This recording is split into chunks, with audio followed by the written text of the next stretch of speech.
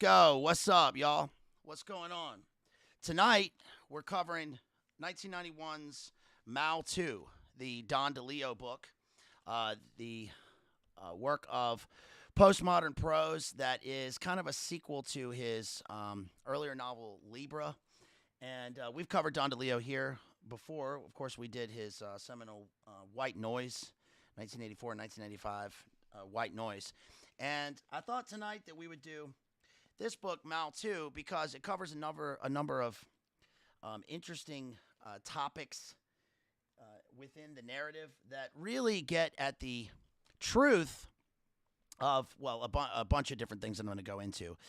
Perhaps more accurately than I'd say fact. I mean, the novel is based on a number of factual and historical situations, but it really is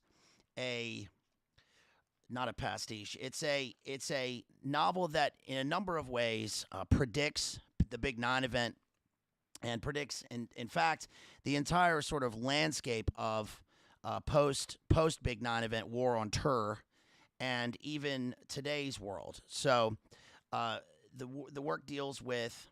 We're going to go into the narrative's worldview, or the various speakers within the novel.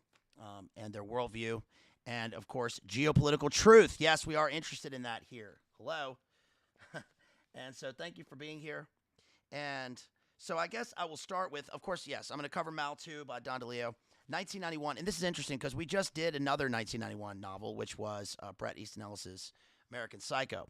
This is a completely different type of novel than that one, but still is firmly within the fragmented kind of media blitz reality of postmodernism. And we're going to talk again about what that means and what it means for the novel.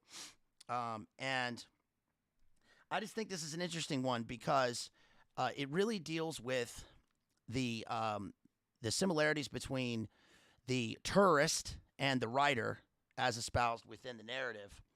And there are a number of different similarities within those. It also deals with big media, with the ties between intelligence and media and the publishing world. And, of course, related to that, I'm going to go into a couple of essays here. One is excellent. This is Katsuaki Watanabe's essay, Welcome to the Imploded Future, Don DeLillo's Mao Ii Reconsidered in the Light of Big Nine Event. And it's interesting because Katsuaki Watanabe is I think the CEO of Toyota. I don't know if it's the same dude. I doubt it, but it would be interesting if it were. But yes, it sort of deconstructs the novel and talks about postmodernism and the media blitz, and what Don DeLillo calls the cortical flash within the novels. It's an interesting construction. This novel, because it's bookended by two sort of major crowd events, and really the symbolism of the crowd in the book will illustrate not only the difference or the differentiation between individuality or individualism and the sort of mass collectivization of it's the title's Mao Ii, but also it will show how the individual sort of, at least what the book shows is that in the present time in which the book is written, and then in the future, we'll see into now, individuality sort of absorbed into this idea of identity, which gets lost within the greater crowd structure, if that makes any sense. And so I'll be going into that in as much depth as I can within the space of a stream here.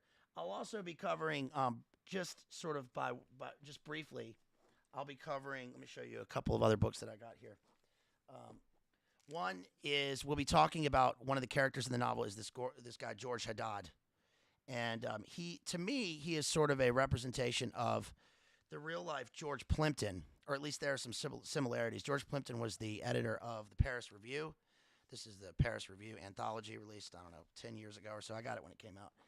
And then, of course, we'll also be covering Antonin Artaud's Theater of Cruelty and what that means. That's the reason that I subtitled this stream Theater of Cruelty, because because a lot of what we see in terms of the narrative and in terms of the world in which we live is obviously a kind of a theater where the audience is participating in the theater event itself, but in a way they have no idea that they are doing such, which is sort of one of the essences of the theater of Cruelty, Antonin Artaud. Here's this is an original paperback copy of The Theater, and it's double by Antonin Artaud.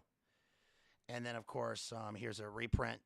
And then this is just Martin Eslin's biography of Artaud and a sort of analysis study. And then, of course, here's the biography of Antonin Artaud, Man of Vision by Bernard Knapp. So we'll be sort of covering all of that as we go along. So why don't I get started with saying thanks. First of all, thanks y'all for being here. Appreciate you.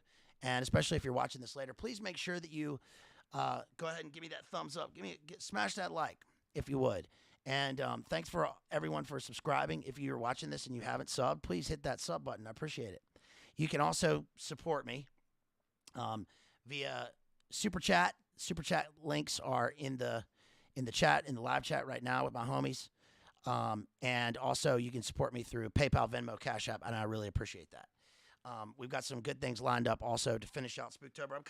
We're kind of moving away from Spooktober now. It's been a long month, and we're sort of getting back into normal analysis. I mean, this one really doesn't have much to do with spooky season, and our next stream will have really nothing to do with it, but it will be before the end of spooky season. And so I'll talk about that later. So why don't we go ahead and dive into this book, Mao Ii. And, of course, you wonder why it's called Mao Ii, and that's because it is named for the Andy Warhol factory production and sort of factory consumerist reproductions by Warhol, reproductions and reprints of the portrait of Andy Warhol the portrait of Mao that Andy Warhol did. And this will speak to the worldview within the novel and will hint at what we sort of are going through now. And it plays an interesting role in the novel. So the fact that nothing DeLillo does is by accident. He's a great craftsman in terms of he's a wordsmith and a craftsman.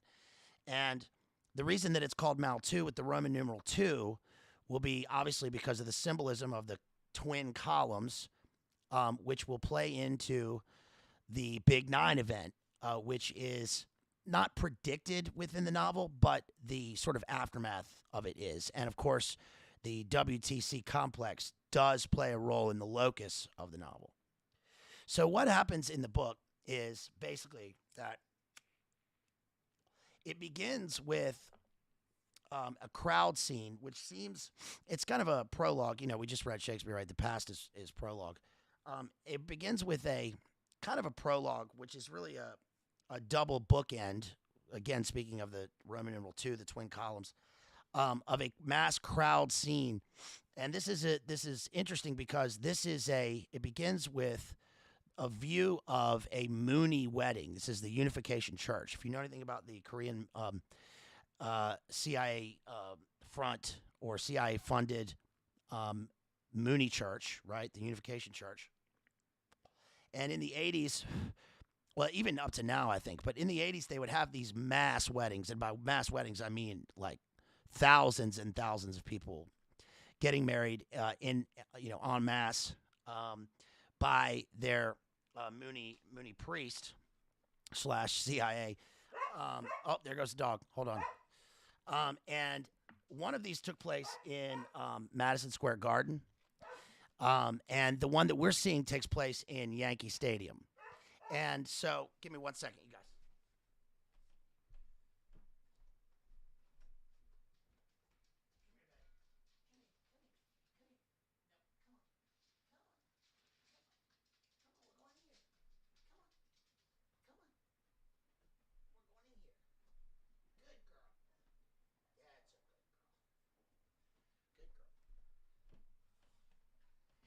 Sorry, baby. It's always right now, isn't it? And I just fed her. So what we see again is we see a Mooney wedding. at Yankee Stadium, and we see a husband and wife, kind of an older couple, and they have a daughter named Karen, who's getting married in one of these ceremonies. And now, what happens is they have to view the wedding through binoculars, and they wonder how their daughter got involved in this. Sorry, I'm out of breath. All I did was walk in the other room. But they wonder how their daughter got involved in this. And one of the stipulations in this Mooney wedding is that the husband and wife who are getting married can't consummate their wedding until the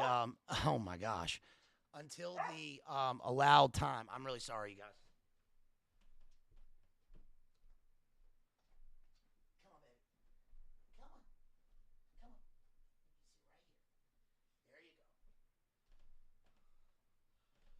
I'm really sorry, y'all. They can't. They have to view the whole wedding through binoculars, and they are not allowed to have any contact with their daughter. And then eventually, what happens later on in the novel is we see that they try to basically take back their daughter, and they deprogram her. She's of course been programmed into this. And then she escapes. This is later on in the novel. She escapes and then makes her way to dating. She makes her way to New York, where she gets involved in a number of things. And then she dates this character named Scott. And Scott is the personal assistant who used to be a fanatical fan of this author named Bill Gray. Now, Bill Gray is interesting because even the name signifies that he is kind of the gray man. He's an author. He's really a J.D. Salinger-esque author who has purposefully gone into obscurity. There's a famous photograph of J.D. Salinger being photographed by, I think, a New York Times photographer. And he's angry. He's at the window. Don't photograph me. And Bill Gray, he also kind of mimics Thomas Pynchon, who also is resistant to photography, does no interviews.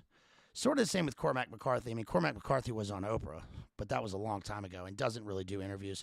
Even DeLillo, I mean, he does appearances and you can see him on YouTube, but he also, they kind of let the work speak for themselves or speak for itself. And Bill Gray is then he's named the same as the character Mr. Gray, who we talked about in White Noise, who is a kind of he's a pig. What can we call this? Pig pharma, pig Barma, representative / intelligence agent who gets addicted to the fictional drug in White Noise Dilar, which is a kind of a Brave New World soma. But Bill Gray is published a number of novels, but has sort of purposefully gone into obscurity and out of any kind of media attention. And he has an affair with there's a photographer that shows up who says basically, I want to photograph you, and like he knows that he's dying. And it becomes this issue about like what does photography mean? Of course, that ties in with the Warhol cover and with the issue of like what it means to fade into oblivion or obscurity or to live forever in the photographic eye. And then that will play a part in how tourism and the writer are at sort of odds in this sort of pre-Big Nine and then into post-Big Nine world where people, as it says in the novel, like the issue is whether people even pay attention to novels anymore because they get all of their information through media. And then, of course, that will become now with, instantaneous, media. Remember, they talked about the 24-hour news cycle. I mean, that's gone way past that now, right? So what happens is Bill Gray, who's the writer, gets contacted by a publisher who says, look, there is a Swiss poet / UN aid worker who has been kidnapped by, they don't say Hezbollah, but it's an organization in Beirut because this takes place like in the 80s, who gets kidnapped by a terrorist group in Beirut. And the only way to free him, one of the ways that they free him is they say, hey, we want to get writers to speak out and make a big fuss about how, free speech and the democratization of the world. And it would really mean something if you, of all people, would come out of obscurity and say something about this. And so again, the issue of twos plays a role here, because we have these sort of twin guy. One's a poet, one's a novelist. One is sort of captivated, he's made captive by a terrorist group. The other is sort of captivated by his own image, or made a captive of his own isolation. And so Bill Gray agrees to do this, and he travels to Greece. When he's on his way to Beirut. But what we find out, of course, is that the guy who contacts him, the publisher who contacts him, is actually doing this as a media stunt, because he knows that Bill Gray has a novel coming out, and he wants to create media hype about it. So it's sort of a 2-for-1 for him, if not just that is the singular motivation. So he believes that by coming out of anonymity and making a statement about on the world stage, that it will create hype for the publication of his book. But the problem is, Bill Gray has not finished his book, and in fact he never finishes it on purposefully, and that it plays into the issue of fame and what could have been. Think about with Kubrick. Think about with Kubrick and the Napoleon film or his AI, right? Remember, Kubrick worked on the film for AI, or the movie AI, for a number of years, so they say, and then he did research for it on all this stuff, and then dies, and then it passes on to Spielberg, who creates his own version of the movie, but we never get to see Kubrick's version of the movie or vision of the movie. So the Kubrick vision sort of lives forever in the public consciousness as this nebulous thing that sort of transcends the movie that was made, but we never actually see the movie. And it's sort of the same thing with Bill Gray and his work. But what happens is Bill Gray, Chris, Bill Gray goes to Greece, and then he makes his way through Cyprus. He gets there's a bomb attack, which he doesn't say so specifically, but is sort of, you get the idea that this is a flossy flag that again will create media hype and will play into what's happening in Beirut specifically. And he survives that, and then he gets into he meets some people. He talks about his novel. He sort of spins out of control. He's also he's guy's on amphetamines. He's this older author, but he takes these speed pills or whatever. And then he kind of spins out of control. He gets in a car wreck. He's hit by a car, and then he gets on a ferry from Cyprus, and he dies in absolute obscurity. And then we never find out what happens to, well, we do sort of find out, but it's left up to the, it's ambiguous really about what happens to the Swiss poet and whether he was even held captive in the first place by the group, truthfully, because the photographer that was, tasked with photographing she was photographing all the great writers, and she was trying to show images of what they look like in 2 dimensions, to be like a version of their 3-dimensional work on paper. And the next thing we know is that she's been hired by, she's contracted by some European news agency to go and interview and photograph this guy, I can't remember his name, but he's the head of the organization in Beirut. And we find out that what happened to him? Well, they sold him. They sold him to they call it a more fundamentalist group. And so it's left up to the audience, to the reader, to even wonder what happened to this guy, or whether the whole thing was psyoped in the first place, and whether Bill died for nothing, or purposefully, or real.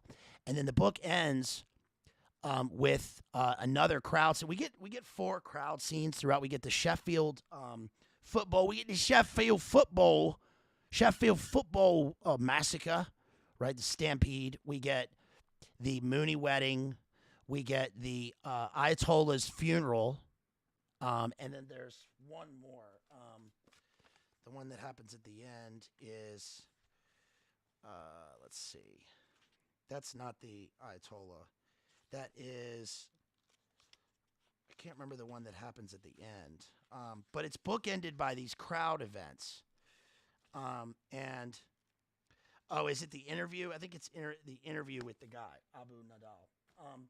And so the question becomes, like, what does this all mean? Why is this of interest to us? Why do we care about any of this? Well, we care about it because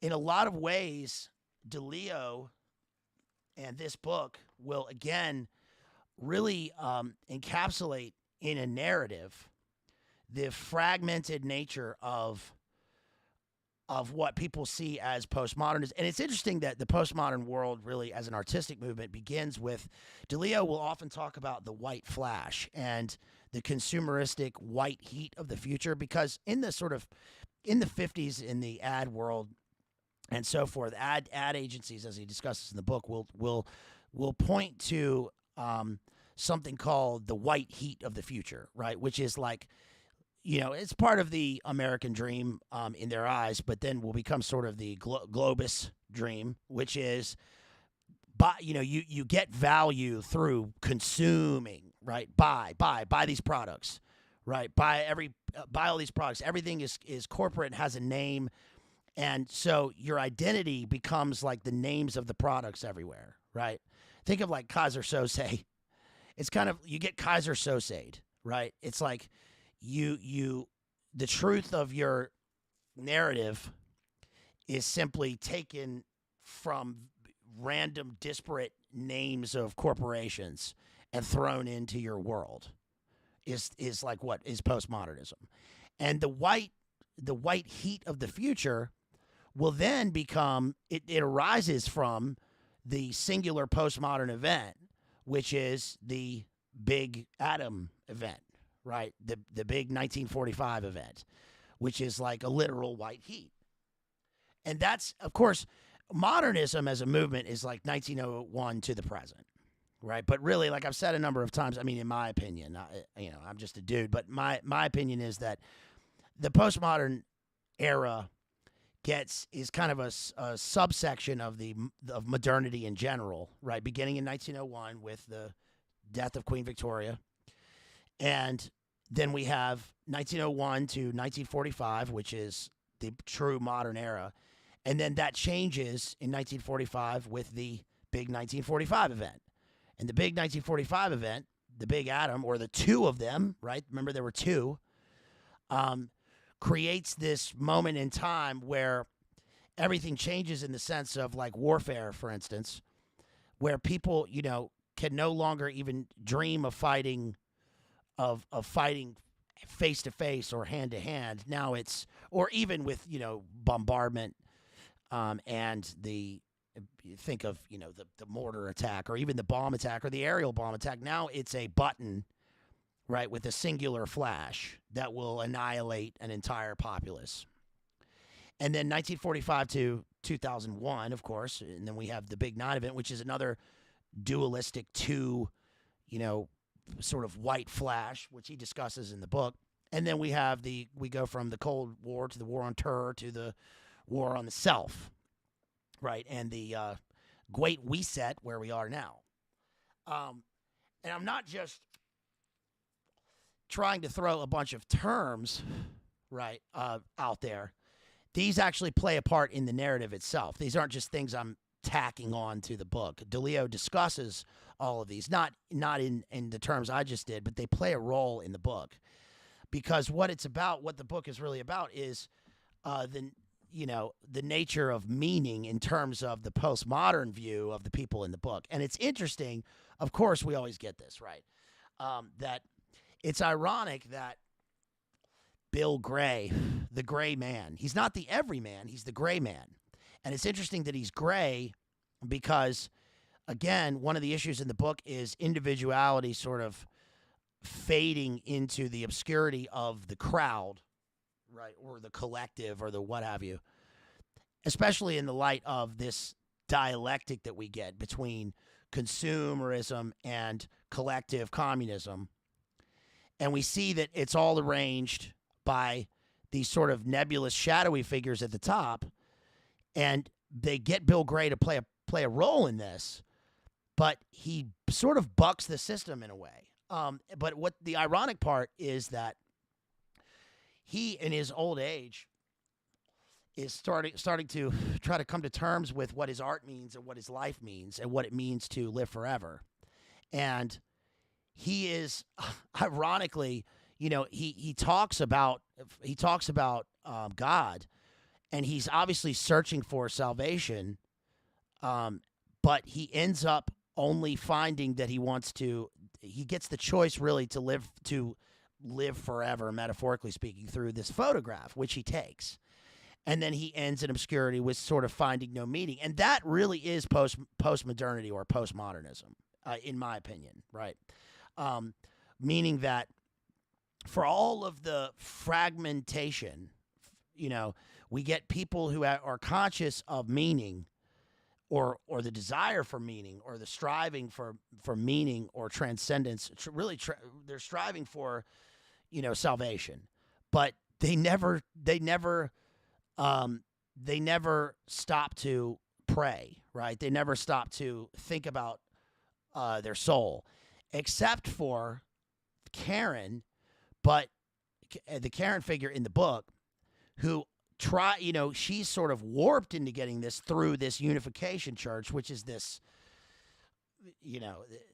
this sort of mass, again, top down thing, as a sort of a CIA propaganda front. And then she's programmed, and then so she loses all sense of actual salvation, what it actually means. She just sort of wanders around lost in the world. And that I'd say that one of the tragedies is that these people are like pawns on the grand chessboard, but never really realize it. Maddie sends $10. Thank you so much, Maddie, at Digital Minefield, real Cooter Brown, our homeboy out there, and says, if you could only read 2 books, one fiction and one nonfiction, for the rest of your life, what would they be? I would say my 2 Desert Island books. My 2 Desert Island books would be my fiction would not be a novel. It would probably be, I don't know, it would probably be Rimbaud, and then I would have Rimbaud, and then I would have the Bible. And if I could only have one part, I don't know, I'd have the Book of Psalms or Book of Revelation. I wouldn't have a novel. I would have Book of Poems, probably. Good question. So just to go into some parts of this, I wanted to go over the language of the first part, the epilogue here, or the prologue rather. And the book begins, here they come, marching into American sunlight. They're grouped in twos. Of course, we have twos, right? And that plays a part in Mao Ii, right? The title Mao Ii. Here they come, marching into American sunlight. They're grouped in twos, eternal boy-girl. Stepping out of the runway, beyond the fence in left center field, the music draws them across the grass. Dozens, hundreds, already too many to count. They assemble themselves so tightly, crossing the vast arc of the outfield, that the effect is one of transformation. From a series of linked couples, they become one continuous wave, larger all the time, covering the open spaces in navy and white. And that is the Mooney wedding, right? And then what it says here is we get on page 8, the fungoid dampness between the toes, the damp spasm near the shoulder blade that's charged with mortal reckoning, all gone now. They stand and chant, fortified by the blood of numbers. Karen glances over at Kim Jo-pak, soft-eyed and plump in his nice new suit and boxy shoes, husband for eternity. That's Karen's husband-to-be, that she's then split up from as part of this cult, right? And what they have here in this event is kind of, it's like what Jay talks about, like with the Korean Jesus, right? This guy, this shining path guy who claims to be the living Messiah. She knows her flesh parents are in the stands somewhere, knows what they're saying, sees the gestures and expressions. Dad trying to use old college logic to make sense of it all. Mom wearing the haunted stare that means she was put on earth strictly to suffer. They're all around us, parents in the thousands, afraid of our intensity. This is what frightens them. We really believe this. They really believe they're in this cult, right? They are in the cult. They bring us up to believe, but when we show them true belief, they call out psychiatrists and police. We know who God is. This makes us crazy in the world. But, of course, they worship this Messiah on earth, right? This false prophet. Page 9. Let's see. Baseball, she says, using the word to sum up 100 happy abstractions. Themes that flare to life in the crowd shout and diamond symmetry in the details of a dusty slide. The other word is cult, how they love to use it against us, gives them the false term they need to define us as eerie-eyed children, and how they hate our willingness to work and struggle. They want to snatch us back to the land of lawns, that we are willing to live on the road, sleep on the floor, crowd into vans, and drive all night, fundraising, serving master. They call him master, capital M. That our true father is a foreigner and non-white. How they silently despise. They keep our rooms ready. They have our names on their lips, but we're a lifetime away, weeping through hours of fist-pounding prayer. She does not dream. Okay, so what's interesting is, that we get the really clever switch here. This is the fragmentary world, right? Between the first person, which is not in quotation marks. It's the narrative is interwoven between characters. We go from first person to third person, sort of seamlessly within this narrative, showing the fragmentary and disparate nature of identity, even in the twin bookends within the narrative. She does not dream anymore except about Master. They all dream about him. They see him in visions. He stands in the room with them when his three-dimensional body is thousands of miles away. They talk about him and weep. They've been programmed. The tears roll down their faces and form puddles on the floor and drip into the room below. He is part of the structure of their protein. He lifts them out of ordinary strips of space and time and then shows them the blessedness of lives devoted to the ordinary, to work, prayer, and obedience. Of course, but they're praying. There are three sections here on this book. We get baseball, cult, and dreams. So we go from the American pastoral and the sort of American religion of baseball in this character's view, right, which is the crowd event, watching the crowd. They're at Yankee Stadium. But we go from the diamond shape of the baseball field to he says, the twin diamond shapes of characters, and then that's going to play a role in the title itself, and then later in the of course, the WTC, right? And then in the bookends of the book of the narrative itself. They feel that space is contagious. They're here, but also there, already in the albums and slide projectors, filling picture frames with their microcosmic bodies, the minikin selves they are trying to become. The idea of becoming something else, right? Page 11, the dad says, we need to find out who this dude is that's leading our daughter to be in this massive event. Who is this guy? And also, who's this husband she's marrying, right, with these thousands of other people? And the husband says cleverly, then fly to Houston to see the top man. The top man is always in Houston. I thought that was clever because I forget what I was watching recently, but the character said the exact same thing in the movie that I was watching, like right after I read this. And it has nothing to do with this novel. But it's also true in the sense that, when we talk about, NASA or Hughes Tool Company or any of these organizations, it is kind of an inside joke, right? Then we get on pages 22 and 23, this is in chapter 1, we get the really DeLillo-esque language here. He writes it.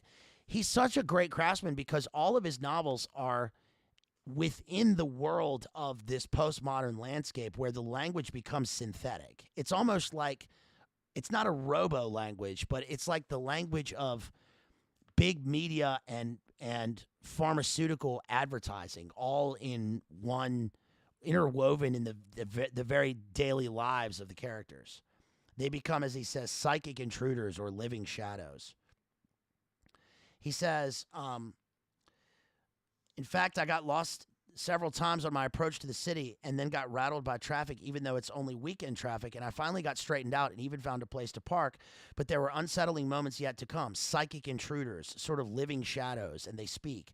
I haven't been to New York in years and wouldn't mind sitting and chatting a while before we hit the streets. Are you staying there?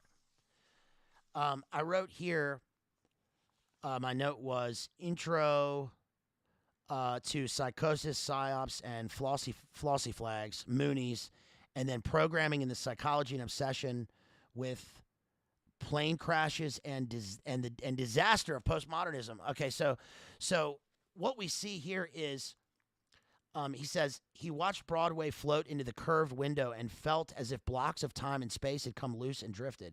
The misplaced Heartland Hotel, the signs for Mita, Midori, Kirin, Magno, Suntory, words that were part of some synthetic mass language, the Esperanto of jet lag, and the tower under construction across the street, webbed and draped against the weather, figures moving fleetly past gaps in the orange sheeting. He saw them clearly now, 3 or 4 kids playing on the girders, making the building seem a ruin, an abandonment. Now, this is interesting because, remember, this is written 10 years before Big Nine, right? And what's interesting here is that DeLillo often writes about the towers themselves. I mean, Great Jones Street and a number of his other novels.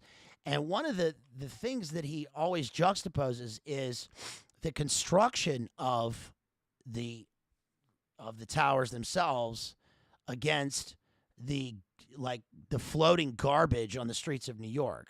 So it creates this Babel-like effect where it seems hubristic. The building of the towers themselves seems hubristic. And one of the characters in the book will talk about how they ruin her view of the city because she lives in what becomes Tribeca, right? The Triangle Below Canal. And then on the cover of the book Underworld, this is interesting because even the cover art for the book Underworld, which is considered DeLillo's magnum opus, which was published in the 90s, I think, but before Big Nine, has a bird, like the shadow of a bird, flying towards the Big Nine towers, which is right. So in other words, the character in the book wishes for an emptiness of landscape so she can see the city, but then Bill Gray will counter that by saying he thinks that it's beautiful because the towers themselves fit into the sort of natural urban topography of New York, right? Which is wild. And one of the things that I wrote in the notes here was about how oftentimes in works of postmodern literature, we will see characters who have an obsession with man-made disasters, right? Especially mass cast casualty events, and specifically with plane crashes. I already said the words anyway, so it doesn't matter. But because remember, we saw that in White Noise. Remember the son of Jack Gladney is obsessed with watching plane crashes on television because of what they signify for sort of the outward projection or the simulacra of his psyche. And then we have that again in American Psycho, right? In Bret Easton Ellis, we had him walking into the city and then seeing the tops of the skyscrapers, and then he was watching the plane crashes, and then wishing that the volcano would arise out of the city, and that he saw the blood red landscape dripping onto the city, as above so below. He saw. There's something to be said for that as a kind of a trigger for what really occurred, right? Which is this sort of massive trauma that the public is subjected to, if not in order to move a new narrative or the new system forward or the new paradigm, but it often seems that way. Let's see. On page 29, I thought this was interesting because somebody brought up in one of the last streams the movie Existenz, and then on page 29 of this book, one of the characters talks about the movie Existenz, which is bizarre, right? Total synchro, bro. On page, I'm going to skip here ahead to pages 78 and 79 just because of the language. We go back to Karen, who has now been kidnapped and taken away from the cult. And she's sort of kidnapped by these kind of anti-founders in a van who take her off to be deprogrammed. But that also seems like it's a form of programming. And it says, she believed deeply in Master and still thought of herself as a seeker, ready to receive what was vast and true. But she missed simple things, parents' birthdays, a rug underfoot, nights when she didn't have to sleep in a zipped bag. She began to think she was inadequate to the strict plain shapes of churchly faith. Head pains hit her at the end of the day. The head pains, of course, play into the white heat of the narrative and what we discussed earlier in terms of the symbolism and the advertising symbolism and the big 1945 event symbolism, right? But also into literal head trauma. Remember, she's in this cult, right? They came with a shining, let's see, I wrote over it, sorry. They came with a shining pain, electrochemical sheen, light from out of nowhere, brain made, the eerie gleam of who you are. Interesting. No sex, however, just yet. She talked in 10-minute spasms. She could not sleep or was afraid to because she can't consummate the marriage until Master says that she's allowed to, which is part of the cult, of course. Then action. Bodies moving through the night, because just as she was beginning to doubt and fear and mind wander, she stepped out of the van on a cloud-banded evening, and 3 men detached themselves from a playground wall and approached 2 strangers and her tank-top cousin Rick. The other guys wore suits and showed a certain weary expertise. Frankly, it's hard to know what to say to people who come off a wall in a nameless town, and your own bulging cousin has a look that's unreadable. They stuffed her in a car and took her to a motel room, page 79, where her father sat waiting in a chair, oddly in his stocking feet. Britta sat with her head back on the padded rest and her eyes closed, hearing his voice go louder when he turned her way. The 2 men deprogrammed her 18 hours a day for 8 days. They cited case histories. They repeated key phrases. They played tapes and showed movies on the wall. Remember, we just did Clockwork Orange. The shades were drawn all the time and the door stayed locked. No clocks or watches anywhere. They left when she slept or tried to sleep, and a local churchwoman arrived and sat in a chair with a headset on, listening to songs of the humpback whales. In these quiet moments of near sleep, she sometimes loved her parents and was stirred by the drama of abduction. You were brainwashed. You were programmed. You have the transfixed gaze. She began to develop a sense that she was only passing through. She couldn't figure out exactly who it was that lived in this body. Her name had broken down to units of sound, and it struck her as totally strange. She wanted to get back to her sisters and leaders. Everything outside the church was Satan-made. What does the church teach? Be children again. If you have theories, put them away. If you have knowledge, abandon it for the open heart of the child. This is the Unification Church. Programmed, brainwashed, indoctrinated. So here we get this sort of dissociation, which is interesting because her dissociation comes into view with her deprogramming, right? That she's, remember, you may have noticed in here that, like, we never get her name. We get one thing DeLillo does that's interesting is he talks about this character like from the first person point of view, but through the third person, which subconsciously indicates to the reader that we're looking at the character from inside, but from the outside, if that makes sense. It's almost like we're inside this person's body, but we're not who we think we are. There's someone else. There's an other. Which is one of the major tropes or motifs of postmodern literature, but really of a lot of the literature that we've read, right? Which is this kind of DID that we get through the trauma of, through various sorts of trauma. Mass married in a public ceremony involving thousands of others. Bill calls it millennial hysteria. Not millennial as in the generation, millennial as in leading up to the actual millennium, right? Pre-Big Nine. By compressing millions of moments of love and touch and courtship into one accelerated mass, you're saying that life must become more anxious, more surreal, more image-bound, more prone to hurrying its own transformation. Or what's the point?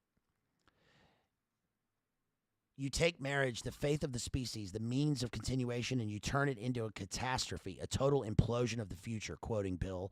But I think he's all wrong. You have the transfixed gaze.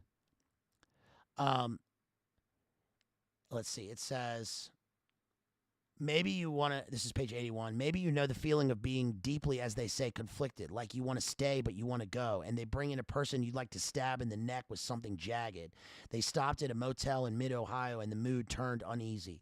They were tired and untalkative. Scott knew she was wondering why she was here at all, traveling with a stranger, some suspiciously helpful fellow, who he is anyway, and sitting in a room that was identical to the brown box where they tried to turn her mind inside out like a paper favor at a party. The same room repeats itself in a cross-country chain, and he's going to make me stop at every one. So he told her about Bill, everything he knew, the man, the work, the murk, his own deep involvement. They told her the trouble with post-cult is that you lose your link to the fate of mankind. And they forced her to admit that the Mooney Church had made a drone of her. She chanted, "Made me a drone, made me a drone." That night she got out of bed in a glow of tingling light and tried to say something to the woman with the headset, but could not speak, and found herself sometime later on her hands and knees on the toilet floor vomiting foods of many nations. Interesting, right? Do you get why this is truthful? This is truthful because it's a fictional book, right? It's a work of, it's a novel, it's prose, it's a prose fiction, and it's not even based, it's not a biography, right? It's not a study of cults.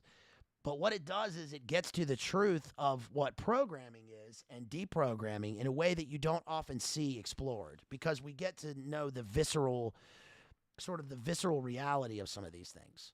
On page 87, we get the Big Nine and Falling Man.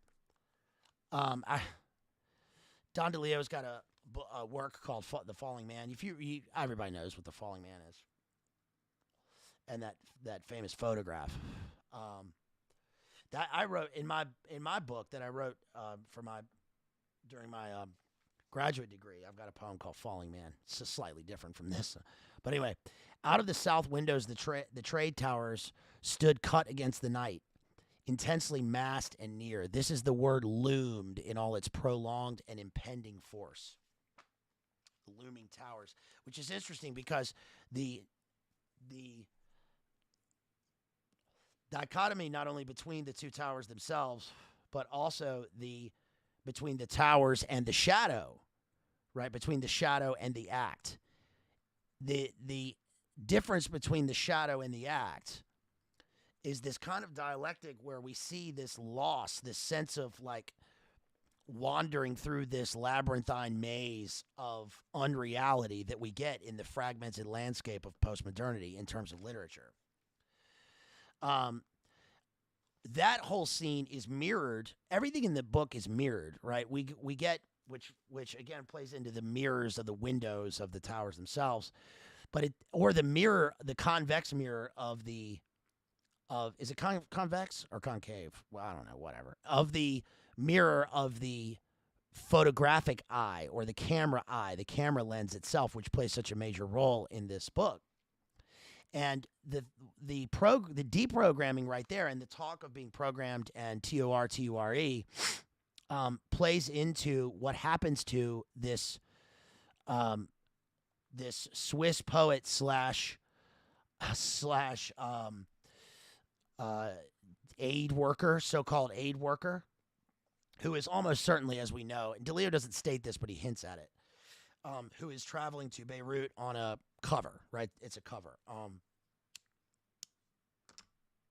And it says in, chapter 8, I wrote time confusion, purposeful disorientation as part of TORTURE, psychic breaking, mirrors the programming of the Mooney Girl in part 1, right?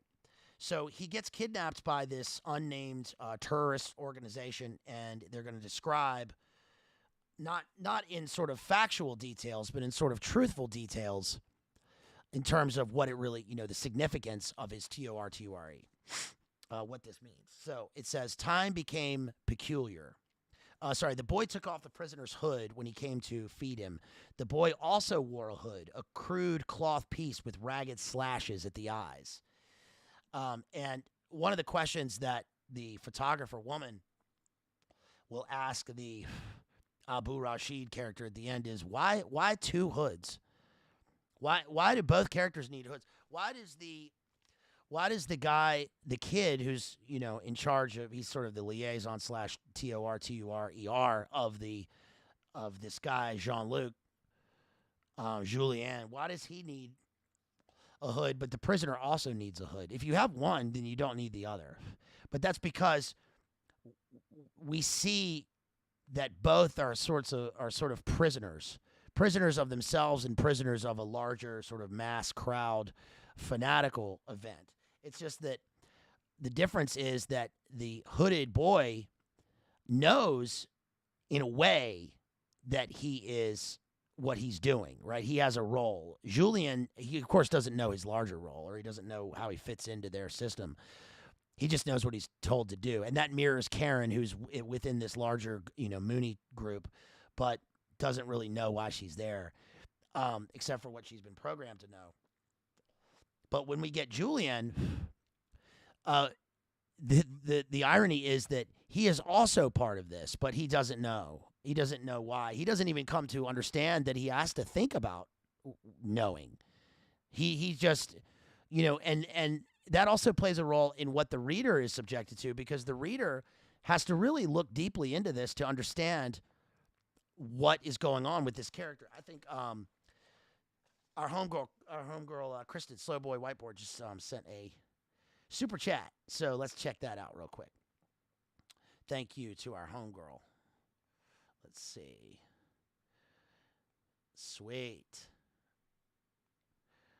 Yeah, Kristen sends $5. Cheers. Thank you so much. Thank you so much, Slowboy. Everybody, Slowboy Whiteboard out there, Kristen, our homegirl, sends $5 via Cash App. Yo, thanks to our homeboy Jethro, who sends $10 via Cash App. Says, for BLA Funko Pops, available when? Okay. Yeah. Cheers for that, homeboy. Appreciate you. It says, time became peculiar, the original thing that is always there. It seeped into his fever and delirium, into the question of who he was. When he spat up blood, he watched the pink thing slug into the drain, and it carried time quivering in it.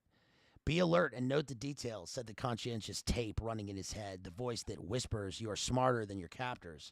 The prisoner felt the boy come close to pull away his hood and stuff his face with food, and he looked in the eye holes of the boy's own hood. Time permeated the air and food. The black ant crawling up his leg carried time's enormity, the old, slow, all-knowing pace. Poor old guy, probably lost at night, wanders dizzy into the wire, senile, shirtless, pinned, still living. He waited for the moment when he could count the launched rockets flashing. When he heard the rockets, he also saw the flash, although he wore a hood that had no eye holes, which is interesting. I mean, what a great image of the activity of the Great Reset, and of course the pre-Great Reset / Big Nine War on Terror world, than counting time according to the flashing of launching rockets. Page 109. By great, I mean like significant. Obviously not good. Duh. Page 109. The boy had him lie on his backs with his legs bent up, and he beat the bottom of his prisoner's feet with a reinforcing rod. The pain made it hard for him to sleep, and this stretched and deepened time gave it a consciousness, a quality of ingenious and pervasive presence. The only meaningful sound he heard was the VCR on the floor above. They were looking at videos of the war in the streets. They wanted to see themselves in their scuffed khakis. The vivid, streetwise troop, that's us, firing nervous bursts at the militia down the block. This certainly predicts the current world, right?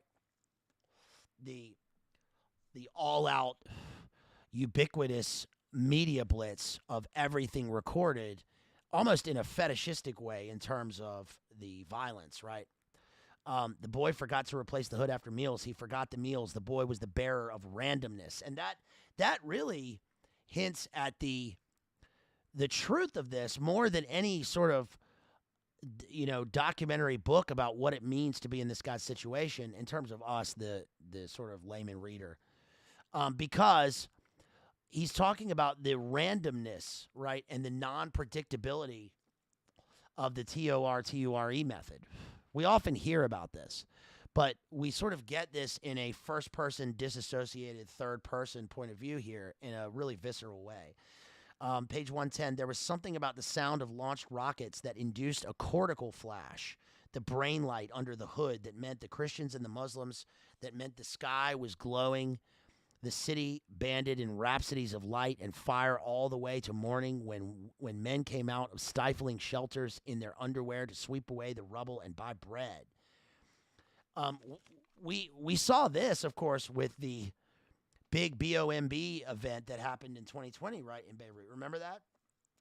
The kind of technotronic BOMB with the red cloud of death that changed colors midway in the bubble burst at the docks. Do you guys remember that?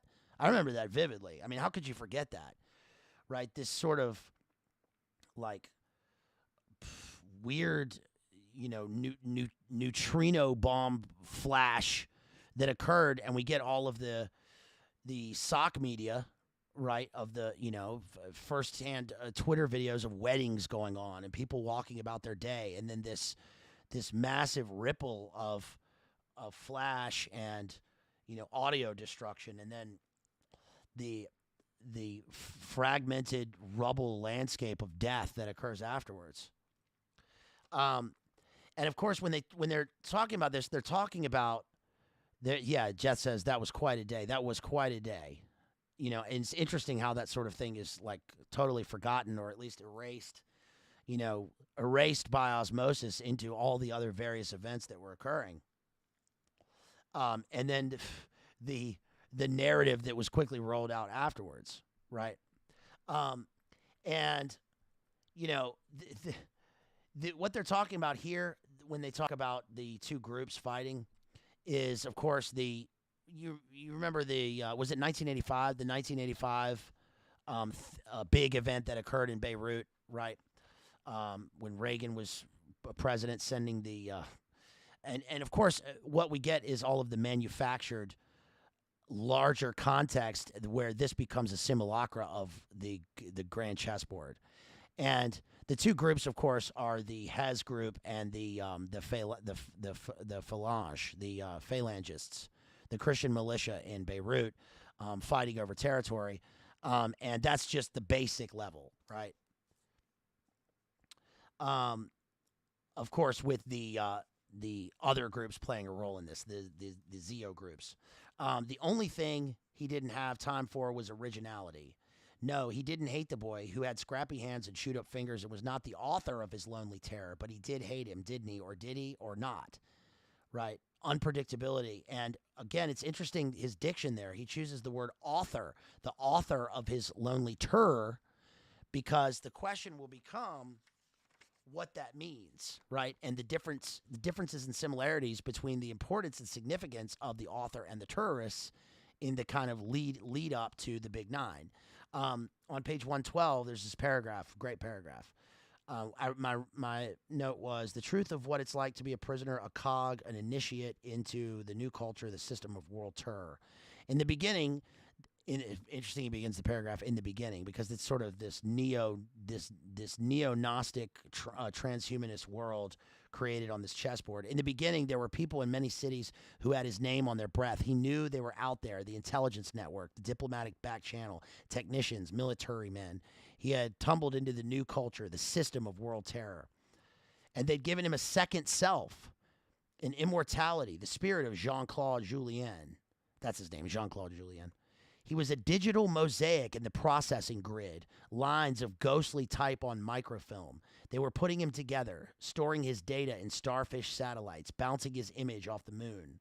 He saw himself floating to the far shores of space, past his own death and back again, but he sensed they'd forgotten his body by now. He was lost in the wave bands, one more code for the computer mesh. for the memory of crimes too pointless to be solved. Who knew him now? There was no one who knew him but the boy. First, his government abandoned him, then his employer, then his family, and now the men who'd abducted him and kept him sealed in a basement room had also forgotten he was here. It was hard to say whose neglect troubled him most.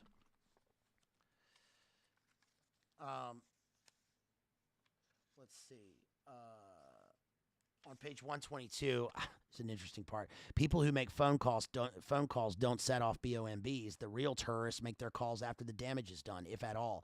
That's an interesting throwback to the sort of, remember we did the stream. TGF, shouts out to Nick, our homeboy out there, Nick the Green Feathers, and I did that stream on the Northern Irish paramilitaries, and this sort of plays into the Troubles and the actual domestic wars on terror that occurred as a lead up to the big time globus war on terror, right? And it's interesting how we get this. What he says here is not true, then later became true, right? With IEDs. On page 132, he says he has information you may be in danger. He hinted that you would be worth a great deal more to the group in Beirut than the hostage they're now holding. The feeling is he's too obscure. In other words, what happens is Bill Gray is told by his handler that he is a representative of a cultural committee.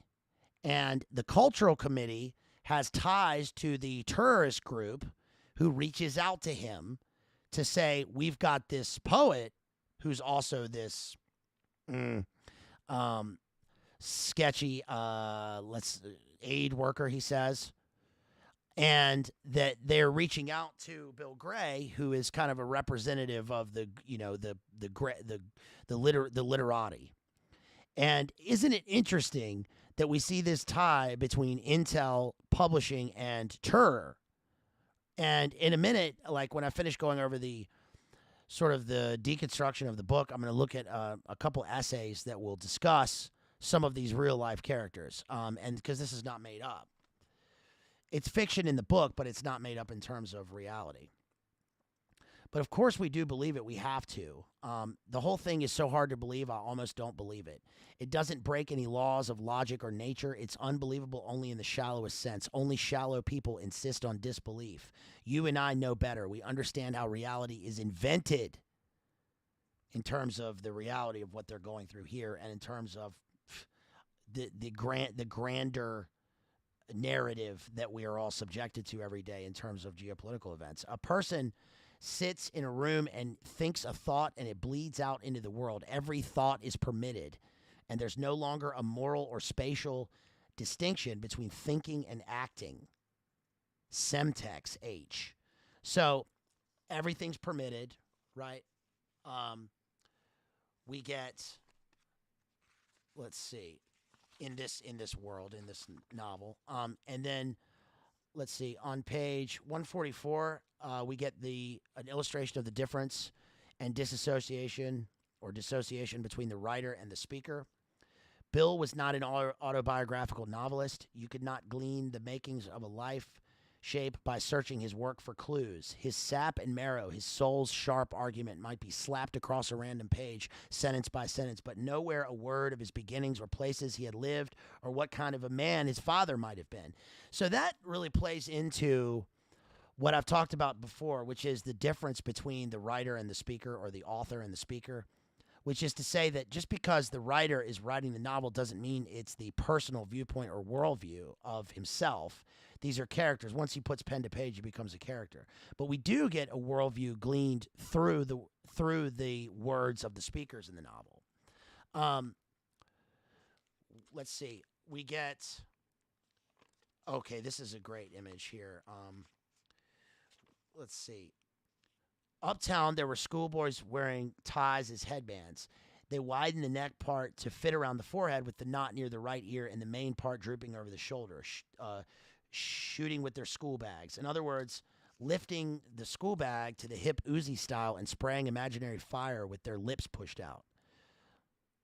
Interesting image, right, in terms of one of the major capital E events that capital E events that continue to happen. Then he says only Catholic boys wore uniforms back home. Well, that's not true.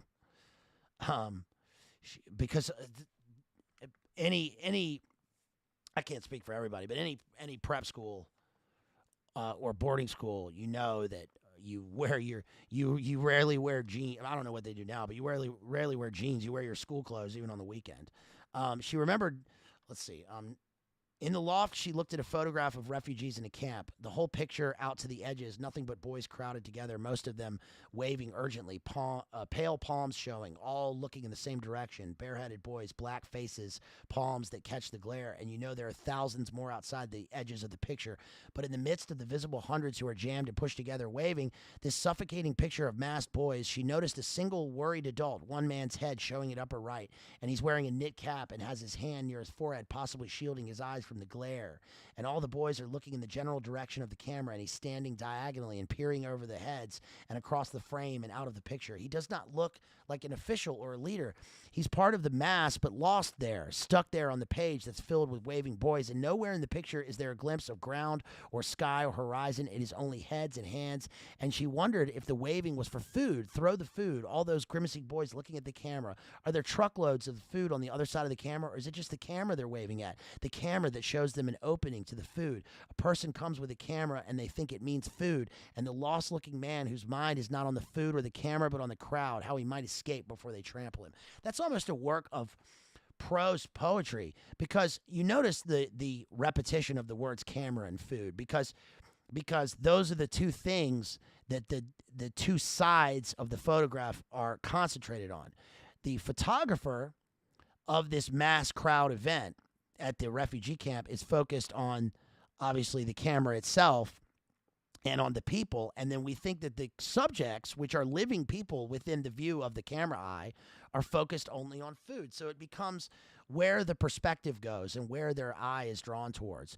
But the food is an image and a metaphor that is translated into, it could be anything. This could be a violent event. It could be a plane, right? It could be a bomb. It could be anything that we are drawn to. And it, again, this is a simulacra of where society is in general, where the broad majority, everyone really, is drawn to these sort of signposts that occur. What he's saying here is that a lot of times these things are he's talking about the manufacture, right? The manufacturing element of all this. And that, of course, again, plays into the title itself and the image of Mao.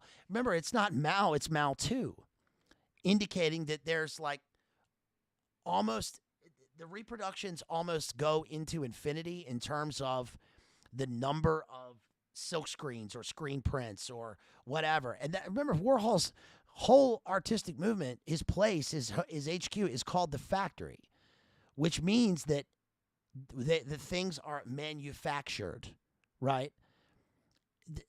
Consumerism becomes a manufactured art in the light of the degradation of modernity. And as they slip into infinity, they sort of slip into this kind of oblivion or obliteration where the image itself gets destroyed because it's not whole. It itself is not pure. It's not metaphysical. It's simply, it's superficial, right? This says on page, let's see, on pages 150, 154, we get the intel agencies playing a role here. Solitude by the Gun and Semtex. He meets up with George Haddad, who then they start talking about Special Branch. Of course, George Haddad is the publishing world representative. He's a publisher who is also tied in with the committee, the cultural committee, which the terrorists are tied into. Page 155, London, instantaneous worldwide attention, but it was thought that the British would be quick to act if they found out where you were being held. The BOMB went off. Beyond a poetry reading to lend aid to a fellow writer. When Charlie finished explaining, I felt a recognition. Then again in London. I knew who you were before we were introduced. I picked that speck of glass out of my hand, and I felt it had been there all my life. So the bomb goes off, and Bill picks a speck of glass out of his hand, and he feels that it's been there all of his life because his life is leading to this inflection point. And the glass, of course, always, it ties back to the towers, the glass in the camera, and of course the mirrored glass of self-reflection and the view, the infinite gaze of this writer trying to understand meaning, right? From some time, I've had the feeling that novelists and tourists are playing a zero-sum game. When tourists, this is an important part of the novel, page 157, when tourists gain, novelists lose. The degree to which they influence mass consciousness is the extent of our decline as shapers of sensibility and thought. The danger they represent equals our own failure to be dangerous. The more clearly we see terror, the less impact we feel from art. Beckett, Samuel Beckett, Nobel Prize winner, Irishman, moved to Paris. Beckett is the last writer to shape the way we think and see. After him, the major work involves mid-air explosions and crumbling buildings. This is the new tragic narrative. How revelatory and predictive is that? That is amazing. This is a 1991 book, right? Listen to what he said. I hate to repeat because I know it can be annoying, but just listen to what he said one more time. After him, the major work involves mid-air explosions and crumbled buildings. This is the new tragic narrative. That's shocking to me. And it's difficult when they kill and maim because you see them, honestly, now as the only possible heroes of our time. No, Bill said. The way they live in the shadows, live willingly with death. The way they hate many of the things you hate, their discipline and cunning, the coherence of their lives, the way they excite admiration. In societies reduced to blur and glut, terror is the only meaningful act. There's too much everything, more things and messages and meanings than we can use in 10,000 lifetimes. Inertia, hysteria. Is history possible? Is anyone serious? Who do we take seriously? Only the lethal believer, the person who kills and dies for faith. Everything else is absorbed. The artist is absorbed. The madman in the street is absorbed and processed and incorporated. Give him $1, put him in a TV commercial. Only the terrorist stands outside. The culture hasn't figured out how to assimilate him. It's confusing when they kill the innocent, but this is precisely the language of being noticed, the only language the West understands, the way they determine how we see them. This is page, again, still page one. This is page 157. The way they dominate the rush of endless streaming images. I said in London, Bill, it's the novelist who understands the secret life, the rage that underlines all obscurity and neglect. You're half murderers, most of you. He found the thought happy and attractive, and he smiled through Bill's hand wagging at the motion of his shaking head. No, it's pure myth. The terrorist is solitary outlaw. These groups are backed by repressive governments. They're perfect little totalitarian states. They carry the old wild-eyed vision, total destruction and total order. Terror is the force that begins with a handful of people in a back room. Do they stress discipline? Are they implacable in their will? Of course. I think you have to take sides. Don't comfort yourself with safe arguments. Take up the case of the downtrodden, the spat upon. Do people feel a yearning for order? Who will give it to them? Think of Chairman Mao. Order is consistent with permanent revolution. Luminous, sometimes stupid, sometimes cruel. It's a picture of Lebanon without the Syrians, Palestinians, and Israelis, without the Iranian volunteers, the religious wars. We need a model that transcends all the bitter histories, something enormous and commanding, a figure of absolute being. This is crucial, Bill. In society struggling to remake themselves, total politics, total authority, total being. Oh, my gosh. Do you even understand? Do you guys understand? I know you do. But think about what he's saying here, right? Because the guy speaking to him, again, is this intel guy. He's talking about what they need and how they will create it, how they will manufacture it. He says pick a side. He's talking about a dialectic. He says all of the things are manufactured and created in back rooms by people with ideas. How often have we heard this? Right? How many times has Jay done this, talked about this and discussed this and analyzed this in the Globus book series, right? I mean, this is true. This is the world. And this is from this the irony is it's from this not really a mainstream. I mean, he's not a mainstream writer in the sense of like Stephen King, right? We're talking about a Penn Faulkner Award winner and all that stuff, but we're also talking about a guy who kind of floats on the edges of the outer zone, right? And I think that's interesting. It's almost, I guess, an insider's view from the outside or something, right? Shouts out to Gangus who sends $20 out there. Appreciate you, homeboy. Thanks for that super chat. So it's interesting, right? The similarities between what he's talking about here, which is, the writer and the tourist. There's an interesting, weird connection. I wouldn't say weird. I say weird because it's weird looking from the outside, but I guess once we start to understand these things, it's not so weird. Or maybe it's just the kind of weird synchro that occurs with these groups. But, there was an IRA slogan in I think maybe it came around in the 80s with Sinn Féin, and they said they were interested in the Armalite and the ballot box. That was their power, right? In other words, the Armalite, right, which was the armed paramilitary wing of the Provos, and the ballot box, which was the governmental straight-up normie wing of the playing into the infiltrating into the power structure of, with Sinn Féin as MPs, right, as members of parliament. Remember, Pablo had this. Remember Pablo? Plata o plomo, right? Silver or lead was the way to get things done. And even that is discussed in the book. I've got it up there. The Pablo book. Mark Bowden, Killing Pablo, which is obviously also probably a limb hang, right, in terms of the proper. I mean, maybe we should do that book sometime because it is about. It certainly is not the whole and absolute truth, right? It by equivocation and omission, it becomes a work of propaganda because of the omission of the major elements of intel that are inherent in the whole operation or organization. But still, the plata or plomo, which is one of the things I gleaned from that book, is interesting, right? And I wrote as my note, the pure myth of the tourist as solitary outlaw, right? Which is, again, the major, the lone wolf, right? Which I'm sure does occur, but in terms of the greater meaning and the notion of these things, especially the manufactured notion, it's total BS.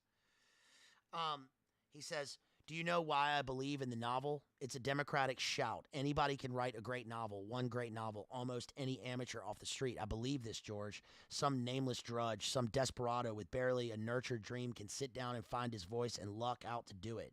Something so angelic it makes your jaw hang open. The spray of talent, the spray of ideas, one thing unlike another, one voice unlike the next, ambiguities, contradictions, whispers, hints, and this is what you want to destroy. That's not what he wants to destroy. He wants to propagate that. But the thing is, anybody can do that. It has nothing to do with the democratization, right? Anybody can do that. Anybody can write the novel. It's who's going to publish the novel. And obviously, he's talking to the guy that controls this, right? Let's see. On pages 160 and 161, he talks about poetry and Mao as the sort of grandest poet of the postmodern world, because that's where those two things, right, the writer and the tourist, kind of go make their head, they sort of synthesize into one. Think of the Little Red Book is how he talks about it. I'm not saying I agree. I'm just saying that's what he says in the book. I have to remind you there are different ways in which words are sacred. The precious line of poetry often sits in ignorance of conditions surrounding it. Well, that's true, right? And we've talked about that before in terms of asking the poet the meaning of his work, right? I don't know. I'm just a poor farmer. Poor people, young people, anything can be written on them. Mao said this, and he wrote and he wrote. He became the history of China written on the masses, and his words became immortal, studied, repeated, memorized by an entire nation. He talks about Mao's guerrilla warfare. I have guerrilla warfare in the other book. The book in the other room, in the other library in there. In committing a work to memory, we make it safe from decay. It stands untouched. Children memorize parts of stories their parents tell them. They want the same story again and again. Don't change a word or they get terribly upset. This is the unchanged narrative every culture needs in order to survive. In China, the narrative belonged to Mao.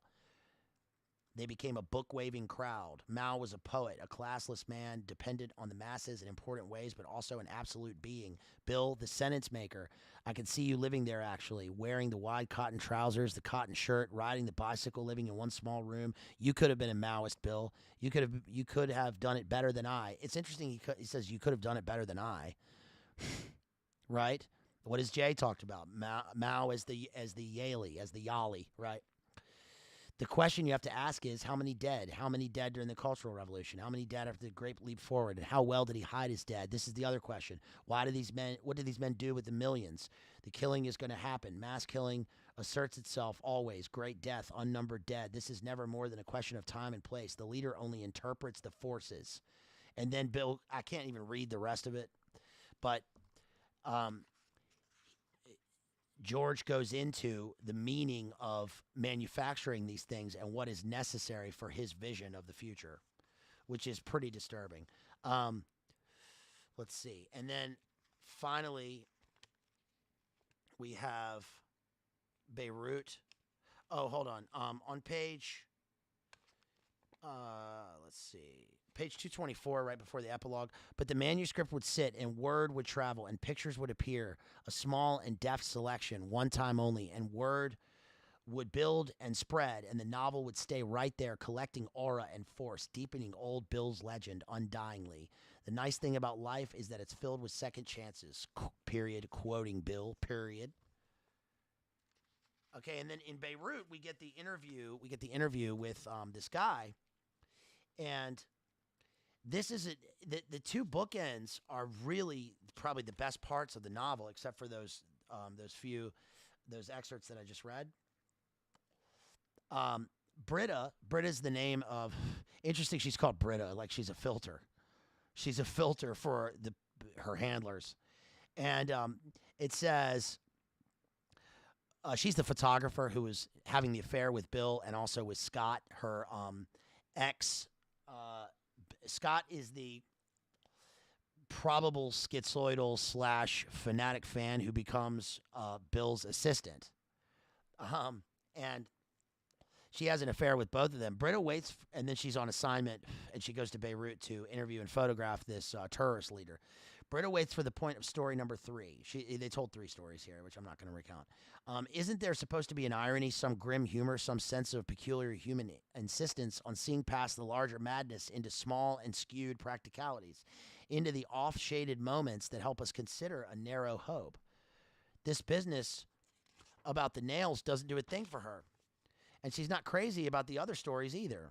She has come here already tired of these stories, including the ones she's never heard. They're all the same and all true, and it's sad that they are necessary. These are the stories of Beirut. They're all the same, and they almost always exasperate her, especially the stories about terror groups that issue press credentials. Abu Rashid is the name of the leader. Her driver is a man about 60 who pronounces the second B in the word B-O-M-B. Great detail there.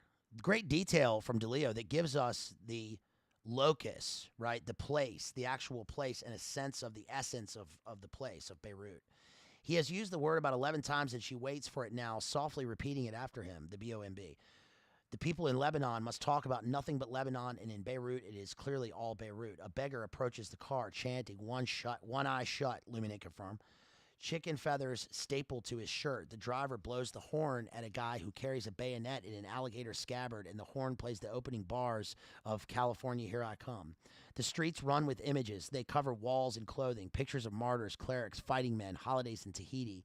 There is a human skull nailed to a stucco wall, and then there are pictures of skulls. There is skull writing. There are boys wearing T-shirts with illustrated skulls, serial grids of blue skulls. The driver translates the wall writing, and it is about the father of skulls, the blood skulls of Hollywood, USA, Arafat, go home. The skull maker was here. The Arabic script is gorgeous, even in hasty spray paint. It is about SUI side Sam, the car bomb man. It says Ali 21. It says here, I am again, courtesy Ali 21. Posters of bare-chested men with oversized weapons, grenades lashed to their belts, and cities burning in the background. There are boys tattooed with skulls who work the checkpoints wearing pieces of Syrian, American, Lebanese, French, and Zio uniforms and toting automatic rifles with banana clips. This is the fragmented wasteland landscape of postmodernity, right? Now there are signs for a new soft drink, Coke 2. Interesting. Signs slapped on cement block walls, and she has the crazy idea that these advertising placards herald the presence of the Maoist group, page 230. Because the lettering is so intensely red, the placards get bigger as the car moves into deeply cramped spaces, into many offending smells, open sewers, rubber burning. The signs are clustered now, covering almost all the wall space with added graffiti that are hard to make out, overlapping swirls, a rage of crayon and paint. And Britta gets another crazy idea that these are like the big character posters of the Cultural Revolution in China, warnings and threats, calls for self-correction. Because there's a certain physical resemblance, the placards are stacked 10 high in some places, up past the second story, and they crowd each other. They edge over and proclaim thousands of Arabic words weaving between the letters and Roman numerals of the Coke 2 logo.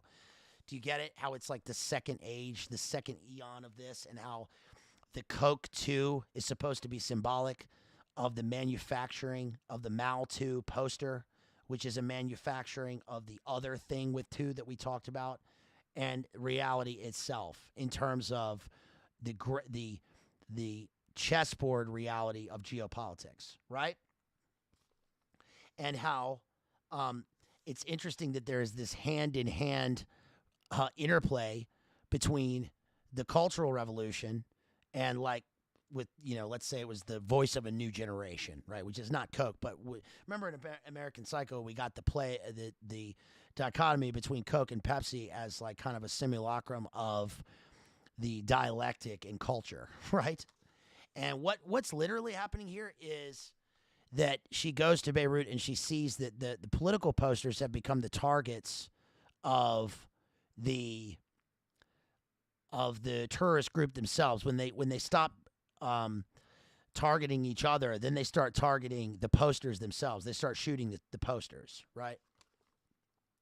I wrote Phalange, Mao Ii and Coke 2, the consumerism of a manufactured war on terror as that predicts, anticipates the ages of the war on terror and the war on the self, 2001 to 2020 and beyond.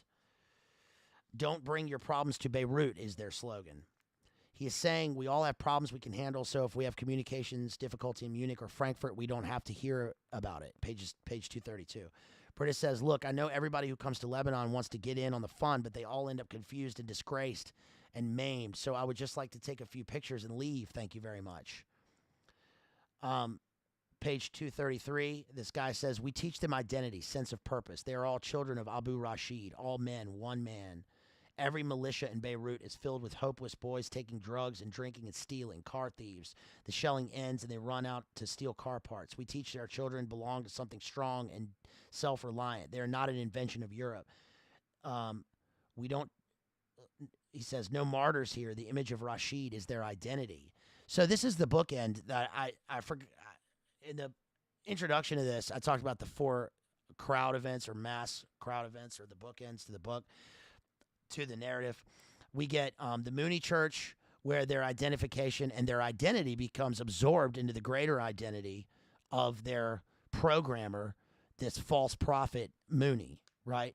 The shining path guy. And then, I know that's slightly different. I'm just saying that's the word, that's the verbiage they use in the book.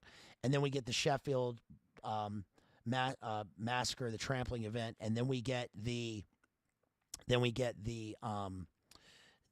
saw the funeral of the Ayatollah Khomeini. You can watch the news coverage of that, right?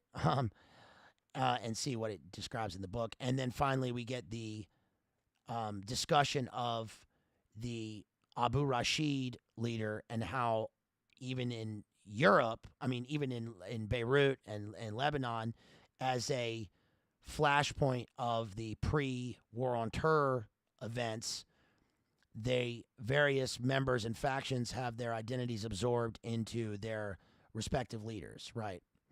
And how this shows in the book how like individuality disappears even in the consumerist society, which is supposed to be the anti-work to the collective that it's fighting, right? It's just a different variation of it, which is the dialectic, right?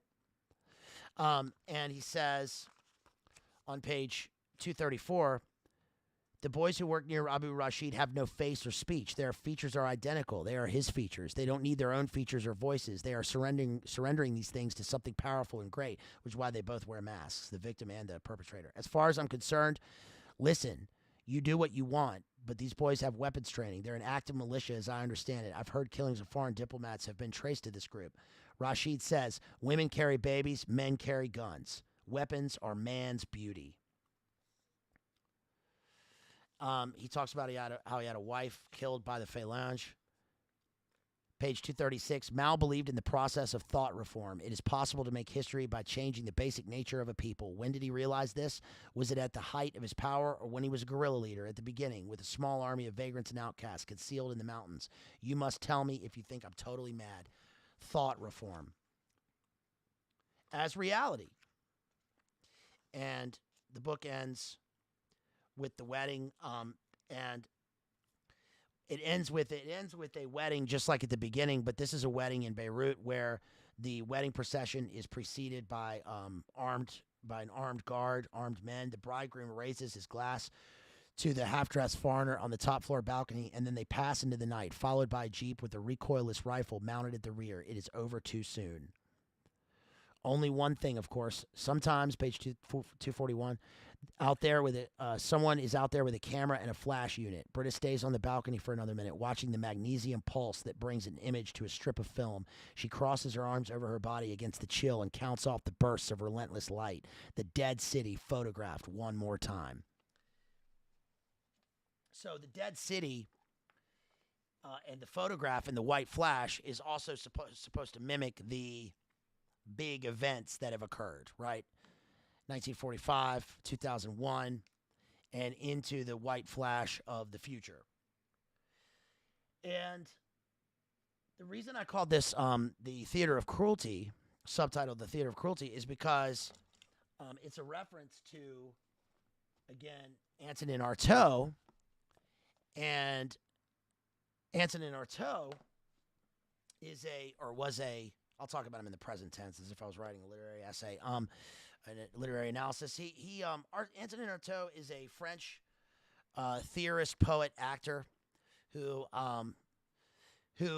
died toothless and insane in his 40s. He was became an official member of, as official as one could become, I suppose, of the Surrealist movement after he was contacted by André Breton, who sort of led the Surrealist movement along with, various members. We all know the Surrealists, Salvador Dali, Tristan Tzara, and all these people. Guillaume Apollinaire, the poet. And they wanted Artaud because of his theories about theater and about destroying the sort of barriers. There's, the actors don't break the fourth wall. Well, with Artaud, it becomes this thing of not only are we breaking the fourth wall, but there are no walls to begin with. So our theater is a theater where we are meant to shock the audience into in a not in a kind of, but in a specifically mentioned pseudo-religious and mystical experience reminiscent of like Desaad, where you are traumatizing and shocking the audience into this kind of new reality through this weird surrealistic ritual, which ties into Jay's also talked about this, tied into um, the occult elements in modern art. Maddie says toothless and insane. Well, he was a heroin addict, and yes, and he did have syphilis, and he went off to the old country. He went off to Ireland for a little while and sought St. Patrick's staff. I'm sure Crispy's actually mentioned that in the chat one time when I mentioned it before.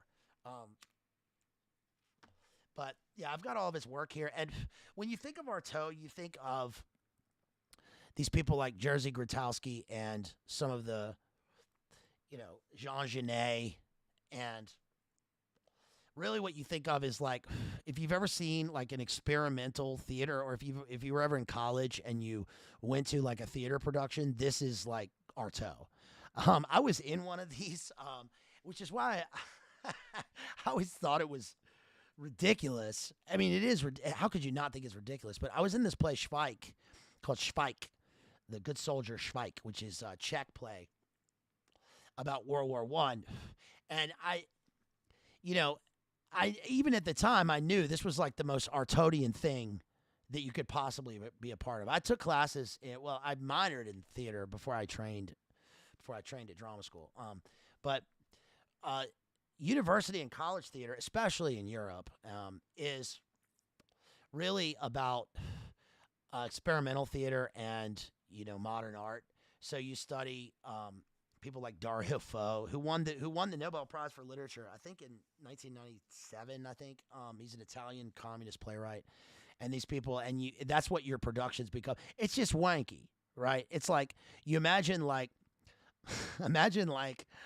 a character comes out, but he's like abnormally like large and awkward because there's two actors playing one character, and like the other one is hidden inside like a weird robe, and the character has 3 arms. And then there's like a guy who comes out and he's like, "Where's my milk?" And the other one's like, "Shit." And they're like, "Oh, the terror." It's just like, it's just crap. It's like college experimental theater. But Artaud had a point with this. And the point is that the theater of cruelty is about the subjugation of the audience and their absorption into the theater itself and the play itself as reality. And we see that on the informational stage and in the media blitz and in the sort of chessboard world we live in, where, especially with the ubiquitous media, where like we become part. I mean, if there ever was a time where we are part of, where the things on the world stage play a part in the individual lives of regular people, right? That has happened, and that's now onward. So that is where Artaud sort of plays a role in this. This essay by Katsuaki Watanabe in the Japanese Journal of American Studies is pretty good. It's pretty revelatory. And there are a couple of things I want to bring out that I got from this. And one deals with the ties between Intel and publishing. And that also is in this other one called The Writer at the Far Margin by Paula Martin Salvan. And so the quote at the beginning of this, it says, Beckett, again, we just read this part, but it says, Beckett is the last writer to shape the way we think and see. After him, the major work involves mid-air explosions and crumbled buildings. This is a new tragic narrative. It's just like Beirut. It looks like Beirut from Mao Ii, Don DeLillo.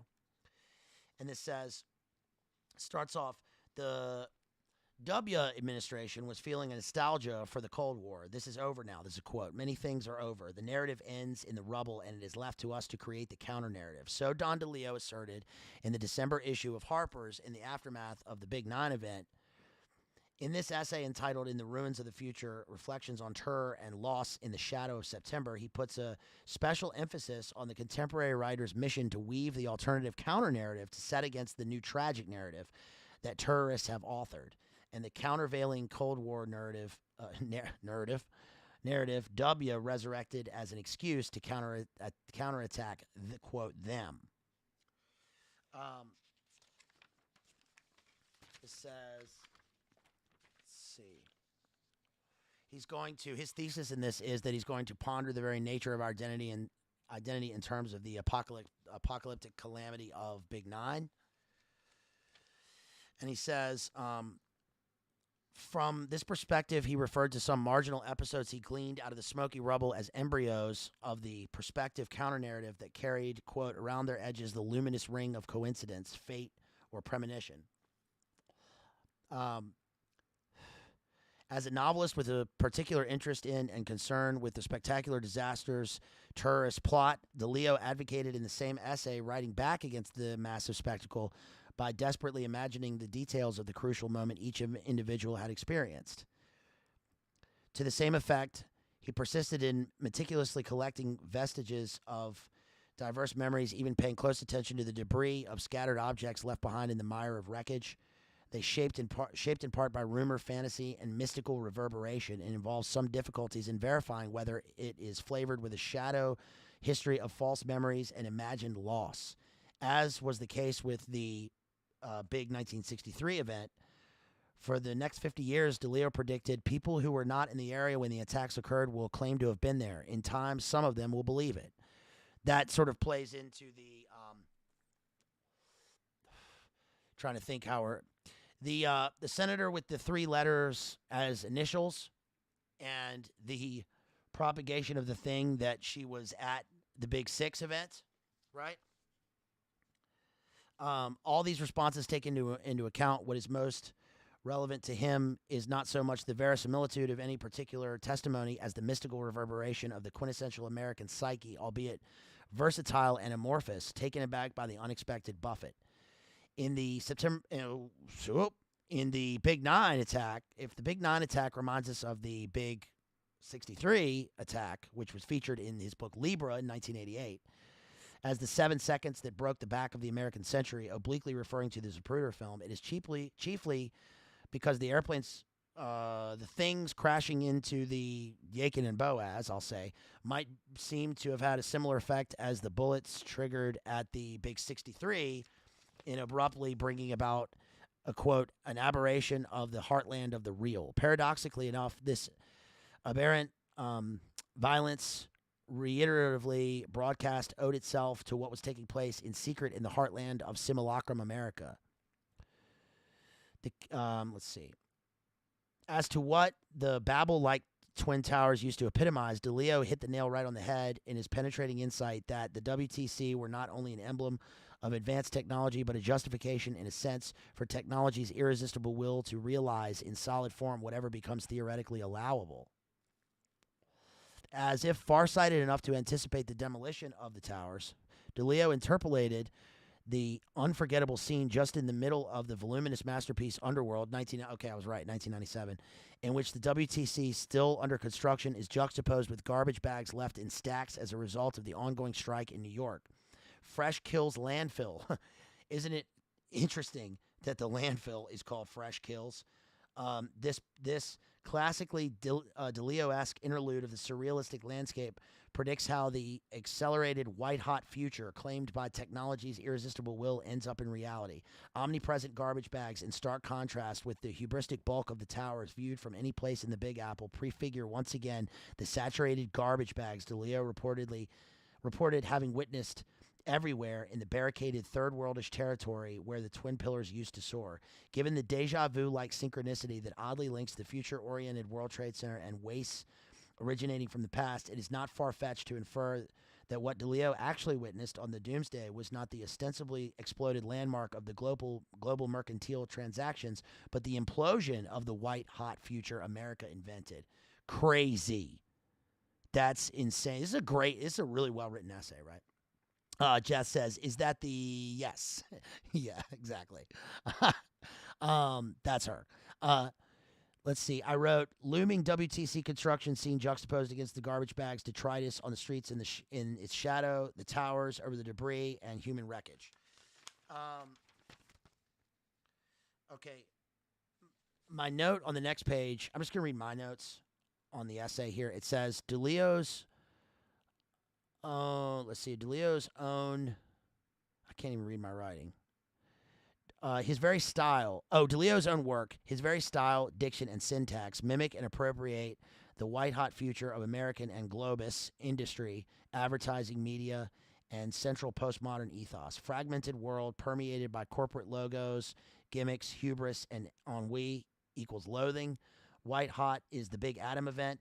And it's interesting that the Big Adam event is like the pun on Adam because this is a Gnostic Neo-Eden of democratized debris where the elites live forever, pushed through manufactured dialectical tension on a grand chessboard with normal humans as detritus and debris in the shadow of their own destruction of the Babel Towers and the gateway through Yakin and Boaz. Page 5 of this essay, which is page 73 of the journal, it says that novelists and tourists are playing a zero-sum game, the quote from the book, and because it contains within itself a paradox in future-obsessed American culture, which inspires a novelist hero to come up with some tentative prescription for disseminating the germ of the counter-narrative rescued from the ruined future. At first, the image-saturated media culture of late 20th century America presented in detail in Mao Ii appears to be so prevailing that a voracious barrage of proliferated images seems to have transformed everything into a mere simulacrum whose ultimate form could be metaphorically sublimated into the holographic white-hot future. More relevant, however, is the appalling fact that this is also the very milieu where terrorists and apocalypse-waiting cultists desperate to hurry time avail themselves of publicity stunts. They make a hasty move toward a millennial apocalypse by making use of the society of spectacle and technology, which is in their favor to such an extent that the futuristic world narrative is utterly at the mercy of their cause. The future belongs to crowds is the ominous jingle in Mao II. Depicts as an epitome of the whole book a mass unification church wedding at Yankee Stadium. The future finds itself always already preoccupied and on the verge of implosion. The future is pressing in, collapsing towards them, the crowds. Okay, so here are my notes on this part. I wrote, the future belongs to crowds is an interesting subversion of the song. That reminds me of the song in the movie and the play Cabaret, which is The Future Belongs to Us. You remember, if you've never seen it, this is where a group of Hortler youth are singing this this jingoistic, excuse me, folks, are singing this jingoistic song, The Future Belongs to Me, right? Or The Future Belongs to Us. And this is a kind of subversion of that. The future belongs to crowds. And it's a blending and destroying through absorption of individuality through a pseudo-identity, and this is now. What's also interesting about the what's interesting about the consumeristic view of the future is, all right, so let me take you on this little train, on this little ride real quick, okay? So here's my thought process, and this might be, I'm just a dude reading this, okay, and thinking, so humor me. But when we think about, like, the white-hot vision of the future in terms of the all-encompassing consumeristic attitude of, for example, like, corporations and identity through labels, right? Through like products. Okay. What's interesting is that for years in postmodernity, so let's say after the big 1945 event, the two events, the twin events, right? There were two, the two BOMBs. We get this mass barrage of, like, first it's you go out and you buy the stuff, right? And then it becomes, especially in the past few years, it becomes like the package. The package comes to you. But this is, obviously anybody who's thought about this knows that this was predicted by the Uncle Ted book, right? Where the package becomes the instrument of death and the instrument of sort of oblivion and obliteration, right? Your identity is actually absorbed into this larger system where now you're at home and you can't leave, and also you're just labels. And also, I wrote the promise of package is equal to the promise of American consumeristic happiness. We also get the package as an instrument of the war on terror, right? Remember the whole thing with, W has left the big house because they got a package, and the package looked like it was, all dusty and had some duct tape that was all wrong, and it had weird writing on it, so they left, and the package was, ticking. And then, of course, as I said, the response is the kind of pre-response predicted by Uncle Ted character. Also, the pursuit, as it says, the pursuit of this lifestyle is like inherent in the language of the very thing that makes up the fabric of the writing of like the founding of this place, which is the pursuit of happiness. And the question is, what does that mean, right? Well, pursuit also reminds me of, and I know I'm going pretty far with this, but it's weird that it's the pursuit because it becomes like the pursuit. Pursuit reminds me of pursuing something, like as in a hunt, right? Where we get this kind of predator-prey relationship. And obviously that makes it, that comes to its sort of synthesis in recent years where we have the kind of most dangerous game. Remember how like it's kind of stopped now, but there was a period for about the past 3 years where like the most dangerous game was in every movie, right? That was the thing. I mean, obviously we had the vampire movies. We've done our streams on vampires. We did Dracula. We talked about that. And then we had the proliferation of the comic movies, and then we have the infantilization of people like through the punko fops and all that stuff, right? But we also had this sort of subline, which was the most dangerous game, which was like in every other, it was like in every third movie that came out. And what that is supposed to do, I guess, is get you used to the fact that you are the hunted, or that this is occurring. And then it's like, oh, this is occurring in movies and all this stuff, and we hear about this stuff, and we hear about who knows about Kathy O'Brien and the reality of it. But we do hear about this, and we hear about Monarch, and we know about the reality of Monarch and MK Ultra. But it's like you're the prey, and you're being hunted. And so your pursuit becomes a pursuit just to survive or give in, right? I don't know, maybe. Maybe that didn't make any sense. I don't know. Let me know what you guys think. We also have the Stockholm Syndrome that occurs within the book, which is where the Jean-Claude Julien poet slash, UN worker slash probable intel agent or asset starts to identify with his captors. And then we get as it says on page 6 here, or page 74 of this journal, it says, thus his quixotic seclusion cannot be taken at the face value he gives it from his practical standpoint. It can possibly be an ambivalent gesture he makes in an attempt to simulate the anonymity of tourists who he assumes have taken the place of writers as leading shapers of culture. Indeed, in his analysis of the oppressive predominance terrorists have accomplished by circulating the new narrative of terror, he deplores the irresistible disadvantage writers are forced to endure. There's a curious knot that binds novelists and tourists. We discussed this quote. Years ago, I used to think it was possible for a novelist to alter the inner life of the culture. Now the BOMB makers and gunmen have taken their territory. They make raids on human consciousness, what writers used to do before we were all incorporated. Having erased every single vestige of his individuality as hooded terrorists do, he is so infatuated with the facelessness he was newly procured that he enjoys toying with it. As a result, ironically enough, his aura as a missing novelist becomes enhanced beyond all measure, owing to the absence of his portraits as well as his never published work in progress. And this is like DeLillo says in the book that eventually in the future, being, we talked about being and nothingness in the last couple of streams, but in this he talks about how in the future being will not become nothingness. First, it will become absorbed into aura, right? Aura. Sorry, I'm saying that word wrong. Aura. That's like how I say Florida. People get mad because I don't say Florida. I say Florida. I also say hygienic. I don't say hygienic. I say hygienic. But that's a joke though. I also say terrible.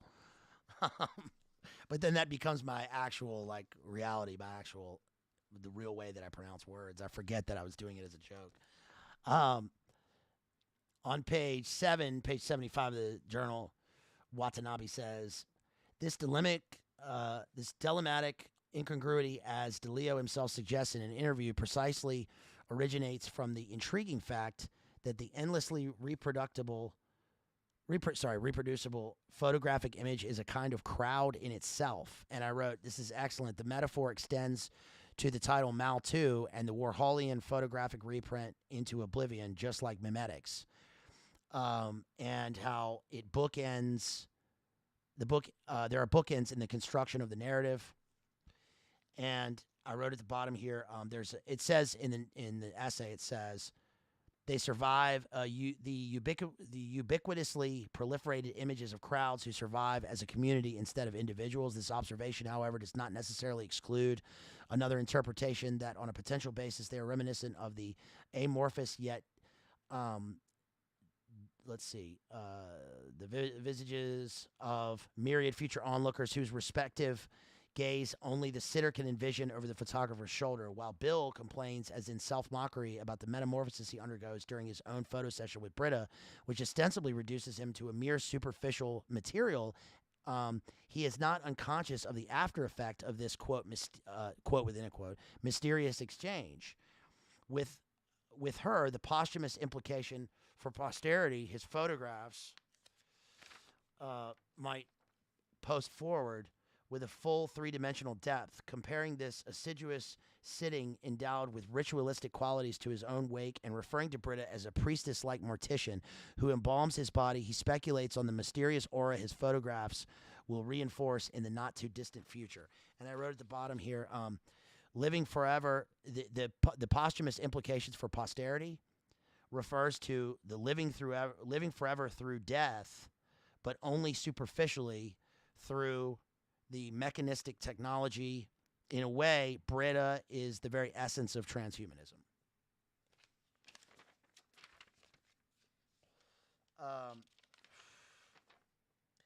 And I guess that's about all I'll cover of that essay. There's a lot in it. The last thing I will say is I got this from someone's...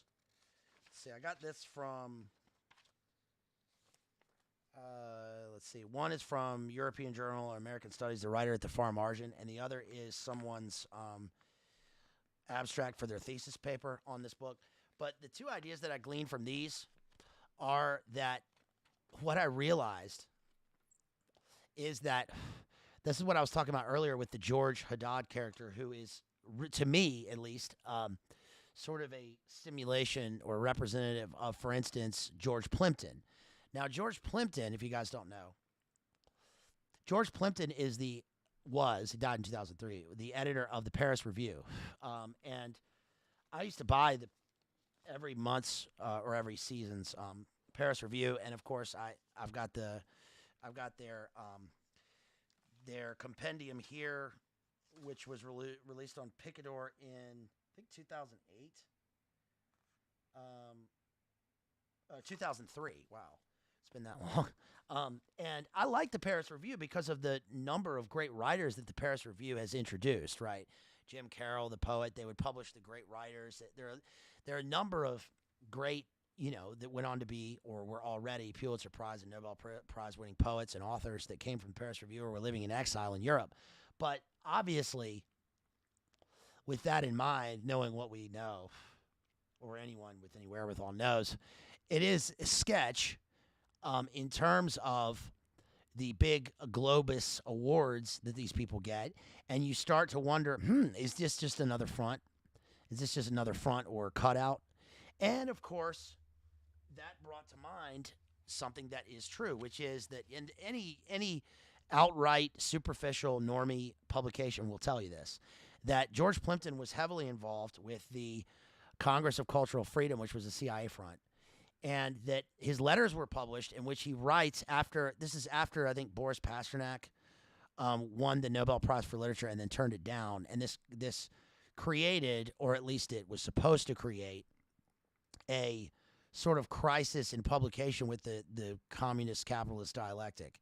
And so George Plimpton wrote to CIA and talked about how he wanted to get funding to produce basically a series within the magazine of getting major writers to make statements on this, which were pro-American, and or at least seemingly pro-American.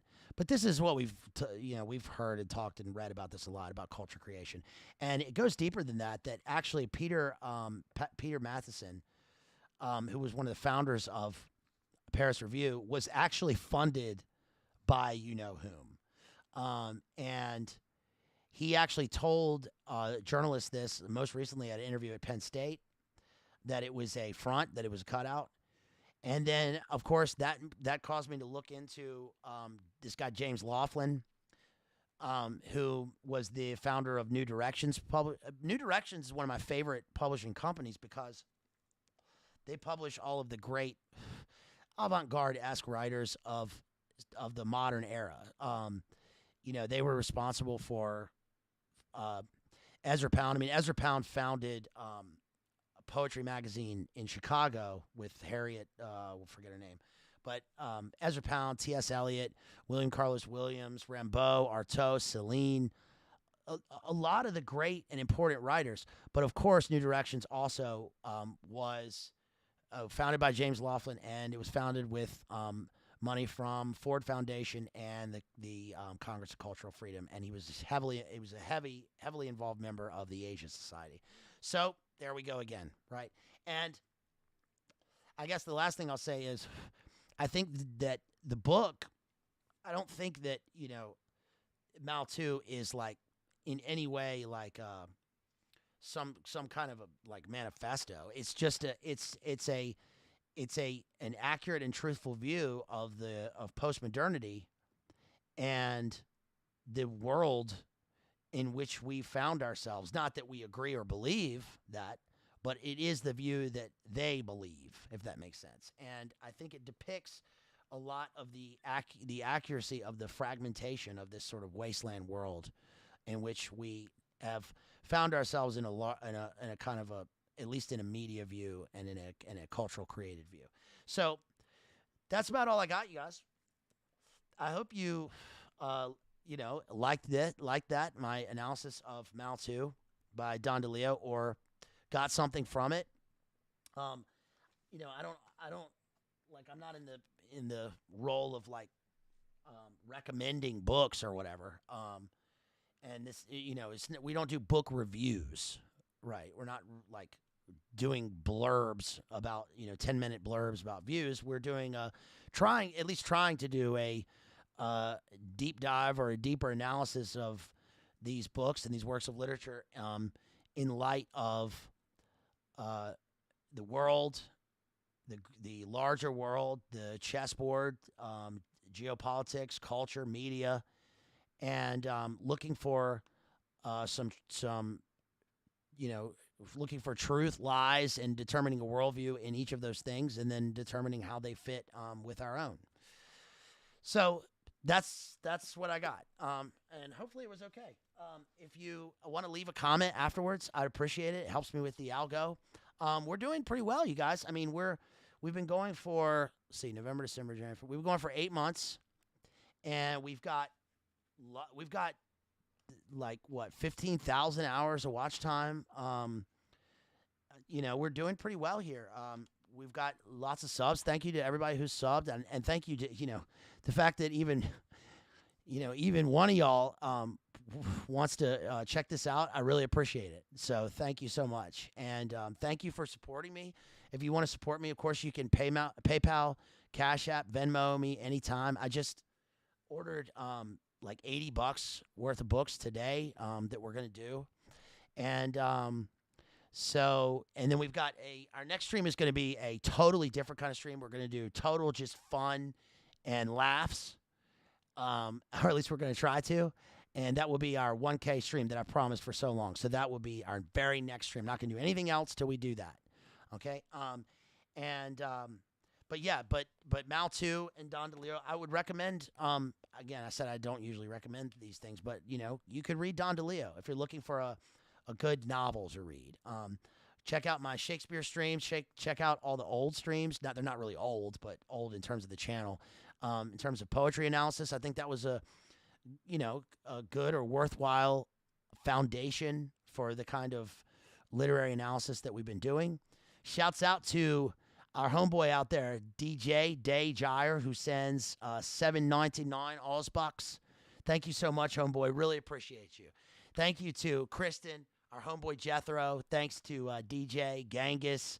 Thanks to Maddie at Real Cooter Brown. Thank you so much. Thanks to Lita. Thank you to DPH, our homeboy out there, Church of the Eternal Logos. Obviously, everyone here has probably already subbed to his channel, and because he brought over a lot of y'all, so I appreciate that. But he's our good friend over there, so check him out. Check out Slowboy Whiteboard at Kristen. Kristen at Slowboy Whiteboard. Check out all our friends out there, our homies. Let's see if we have any more super chats that I might have missed. Let me just check one more time before I get off with y'all. Okay, good. My books are on the way. And let's see. Let's check the super chats. Let's look at channel. Okay, let me refresh. We're almost into November, y'all. It's been a long, spooky season, for real. Let's see. And yes, thank you to Toledo. Again, I appreciate you. Let's see. Thanks to Pim. I think you did that on the last stream, but thank you anyway. Again, appreciate you. Thanks to DJ. And thank y'all. I appreciate you. I love you. And shouts out to my sister out there. Shouts out to all my friends and family. Love y'all. Keep on living. And that's about all I got, y'all. Okay. I'll see you next time. Hope y'all have a good rest of your week. And say what's up. Drop me a comment after we're done. Smash that like, and I'll see you next time. All right, y'all. Peace. Thanks. Peace.